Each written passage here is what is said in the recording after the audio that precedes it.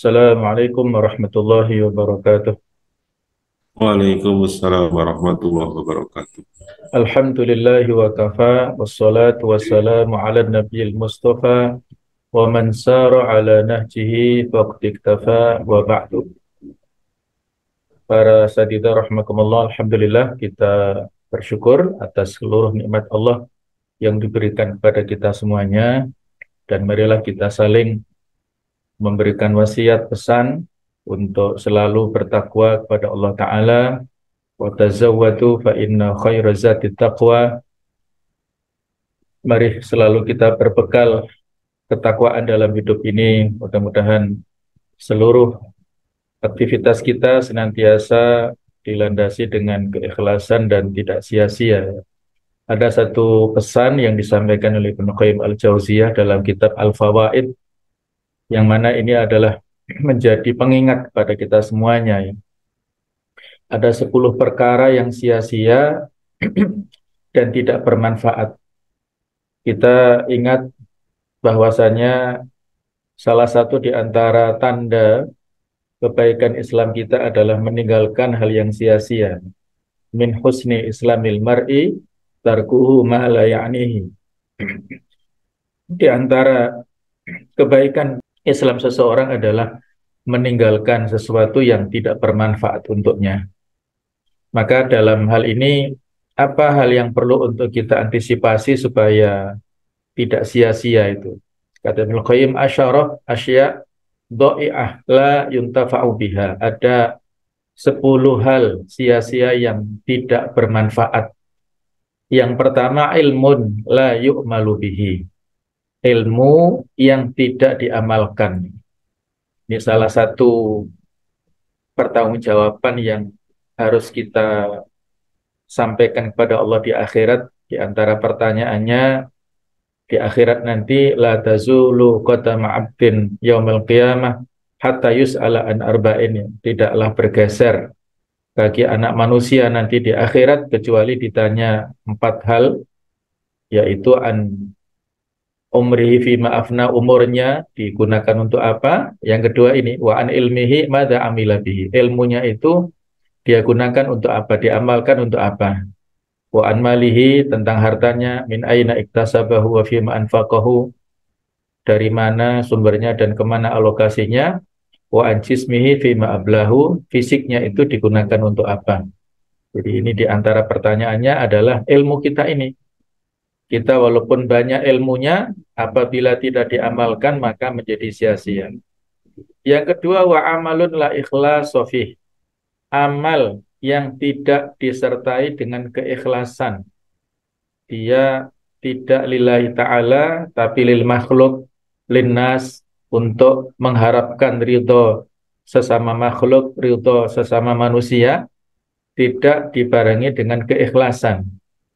Padahal kita diingatkan innamal a'malu binniyat, sesungguhnya seluruh amal kita itu tergantung pada niat kita.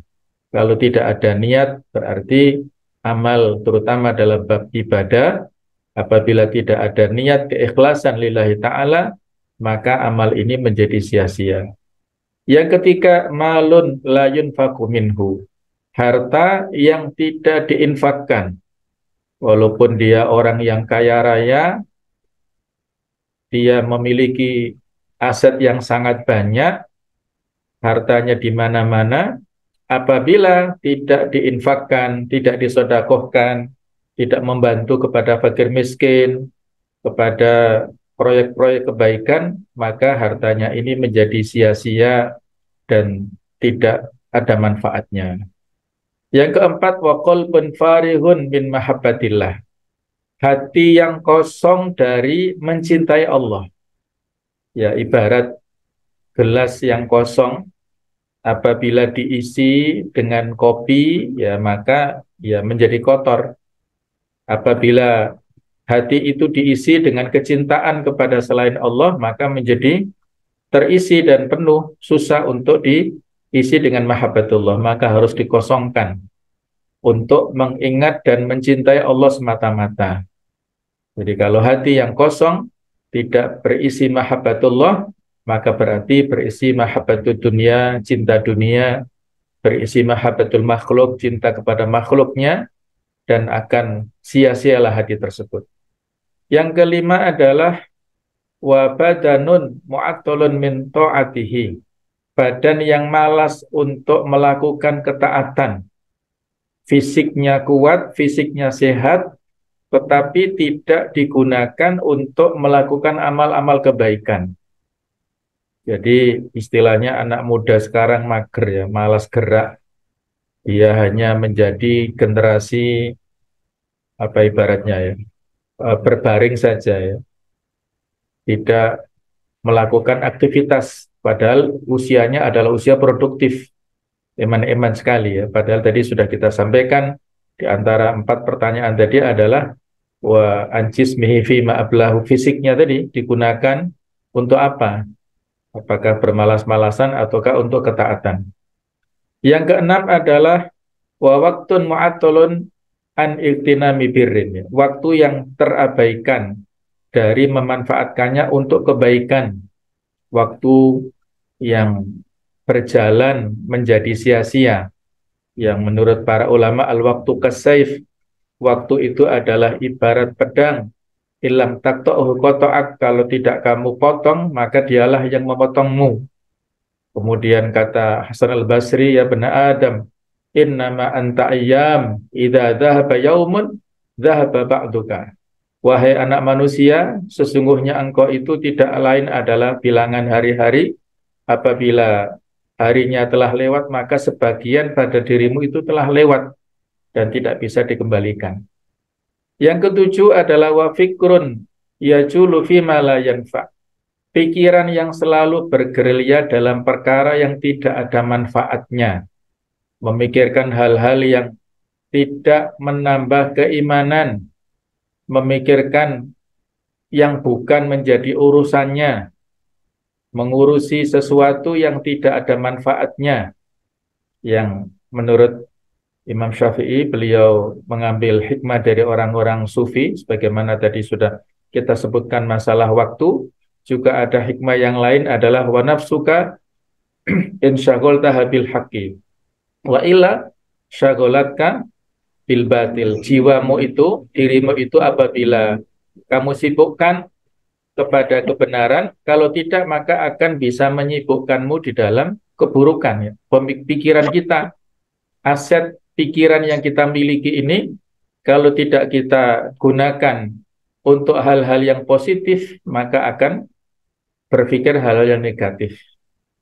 Kemudian yang selanjutnya adalah ke-8, wa khidmatu man la tuqarribuka khidmatahu ilallah. Membantu orang yang tidak menjadikan Anda dekat kepada Allah.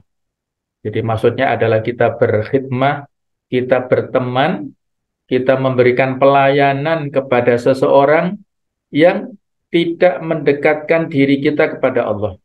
Artinya berarti di sini kita berkontribusi dalam kemaksiatan. Memang dia itu ahlul maksiat misalnya, jauh daripada ketaatan, kemudian kita berikan pelayanan, kita berikan bantuan, maka justru ini akan sia-sia. Wala ta'udu 'alaika bi sholahi dunyaka. Yang ke-9 nih masuk ini, serta tidak mendatangkan masalah dunia untuk Anda. Jadi tidak memberikan, tidak menjadikan kita itu dekat kepada Allah, serta juga maslahat duniawi yang maksudnya adalah bagaimanapun kebutuhan dunia juga penting, tapi bukan akhir ya, ini hanya kebutuhan antara. Ini juga tidak kembali manfaatnya kepada kita untuk kemaslahatan di dunia ini. Maka ini juga menjadi sia-sia. Yang ke-10, wa khaufuka wa roja'uka liman nasiyatuhu biyadillah. Apabila rasa takut dan berharap kepada orang yang kekuasaannya ada di tangan Allah Subhanahu wa taala. Yang namanya isti'anah, bergantung. Allahus Somad, Allah adalah tempat bergantung kita, tempat permintaan, permohonan, kemudian juga minta pertolongan itu adalah harusnya kita tujukan kepada Allah Ta'ala, tetapi kalau kepada makhluk, maka ini akan memberikan kesia-siaan. Karena sesungguhnya kekuasaan yang dilakukan ataupun gerakan dan juga daya dan upaya yang dilakukan oleh siapapun itu tidak ada kecuali berdasarkan takdir dan juga kekuatan dari Allah Subhanahu wa taala. Allah lah yang menggerakkan kepada seseorang untuk memberikan bantuan kepada kita ya. Suatu saat ada satu malam ya ada satu keluarga yang miskin ya. Pada saat itu sudah menyiapkan makan satu porsi untuk dimakan satu keluarga tapi tidak mampu ya. Maksudnya ya tidak cukup lah ya. Nah, ternyata beberapa waktu ada pengemis ya, ketika keluarga ini mau makan malam ada pengemis yang lebih membutuhkan. Maka diberikanlah ini luar biasa yunfikuna fid dharra ini ya, menginfakkan dalam kondisi yang pas-pasan yang terjepit ini. Dikasihkanlah makan itu kepada pengemis ini. Jadi praktis pada malam itu keluarga ini tidak ada makan malam sampai anak-anaknya, istrinya kelaparan dan sampai jam 12 malam mereka tidak bisa tidur karena saking laparnya. Maka keluarlah si suami sebagai kepala keluarga merasa bertanggung jawab. Dia harus keluar berikhtiar, berusaha. Nah, kemana dia tuju bukan ke tempat kerja, tapi beliau ke masjid untuk berdoa, ya sholat hajat, untuk memohon kepada Allah Ta'ala. Nah, pada waktu yang sama, di tempat yang berbeda, itu ada satu sultan atau satu semacam gubernur lah, atau kepala daerah, merasa gelisah pada malam itu, tidak bisa tidur ya, karena habis melakukan sesuatu yang menurut dia ya sebuah hal yang khilaf lah. Maka beliau ingin menebus kekhilafannya itu dengan amal yang baik. Dikemaslah perbekalannya, ada uang, ada pakaian, ada perhiasan, dia tunggangi eh, kendaraannya, kudanya yang bagus, kemudian dia keluar sendirian. Dia tawakal, terserah kudanya ini mau berhenti di mana. Ternyata kudanya berhenti di depan masjid dan turunlah si sultan ini dari kuda dan masuklah dia. Nah, disitulah dia melihat, mendengarkan keluhan, doa daripada orang itu dengan sangat khusyuknya memohon kepada Allah Ta'ala. Akhirnya setelah selesai doanya didekatilah orang itu oleh Sultan. Wahai si Fulan, saya dengar Anda begini-begini, apa yang terjadi ya? Disampaikan keluarganya begini begitu ya. Akhirnya seluruh perbekalan yang dikemas tadi dibawa oleh Sultan dikasihkan semua. Tadi saya galau tidak bisa tidur di rumah saya dituntun oleh kuda saya sampai ke sini, rupanya Allah menggiringku untuk masuk dan bertemu denganmu di sini. Maka saya berikan semuanya ini kepadamu. Dan nanti kalau kamu butuh sewaktu-waktu, lain waktu silahkan menghubungi saya penguasa di sini. Maka si orang ini menyampaikan terima kasihnya ya. Tapi kita lihat jawaban yang begitu elegan ya, ifah daripada orang ini. Terima kasih wahai Sultan ya atas pemberiannya. Tapi kalaupun lain kali saya butuh, saya nggak akan mendatangi Anda.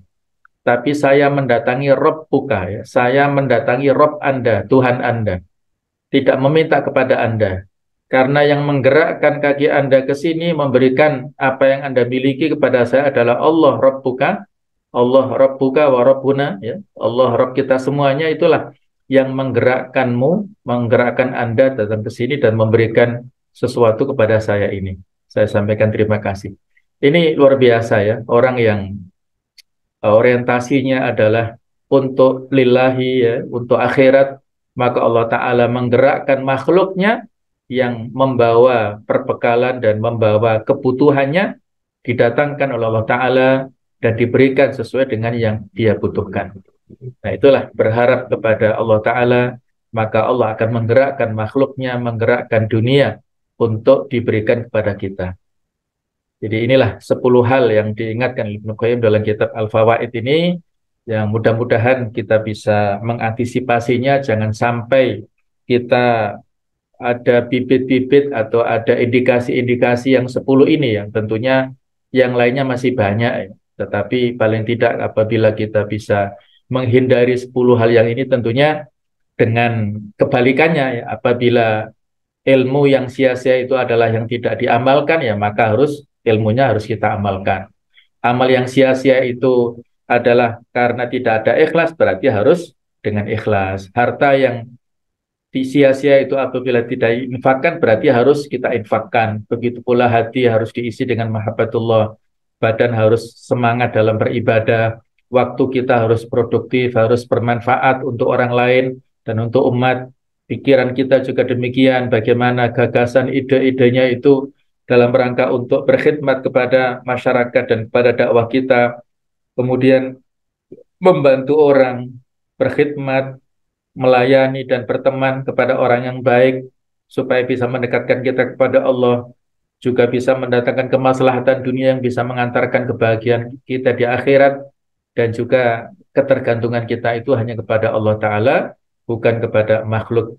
Mudah-mudahan yang sedikit ini bisa memberikan manfaat untuk kita semuanya. Ihdinas siratal mustaqim. Allahumma fiq ila aqwamit thoriq wal hadi ila sawa'is sabil. Wassalamualaikum warahmatullahi wabarakatuh.